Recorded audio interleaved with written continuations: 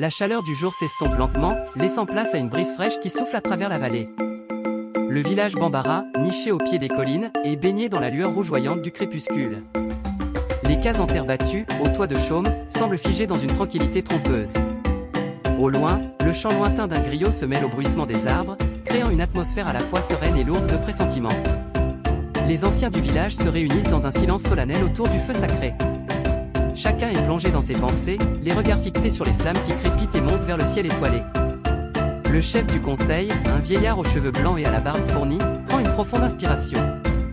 Les visages des autres membres se crispent tandis qu'ils attendent la sentence inévitable.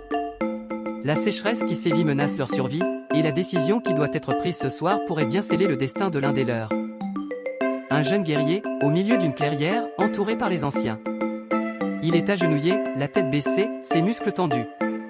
La lumière du feu éclaire à peine son visage, où la résignation se mêle à la peur. Derrière lui, des femmes en retrait pleurent en silence, tandis que des hommes se tiennent droits, impassibles. Une procession silencieuse d'hommes et de femmes marchant dans l'obscurité, éclairée seulement par des torchers qui jettent une lumière vacillante sur les visages graves des participants.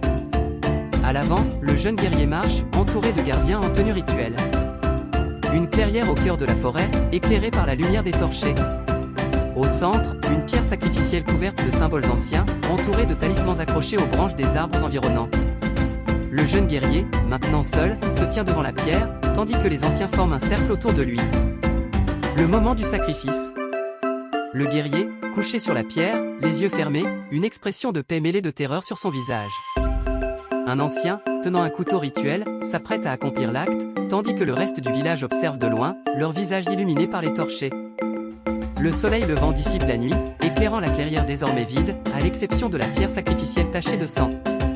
Les oiseaux commencent à chanter, et la forêt reprend vie, comme si rien ne s'était passé. Seules quelques plumes d'oiseaux et des talismans laissés sur les arbres rappellent le rituel de la nuit précédente.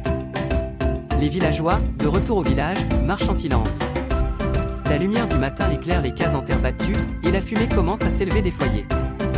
Les visages des villageois sont marqués par la fatigue et la tristesse, mais aussi par une résolution silencieuse.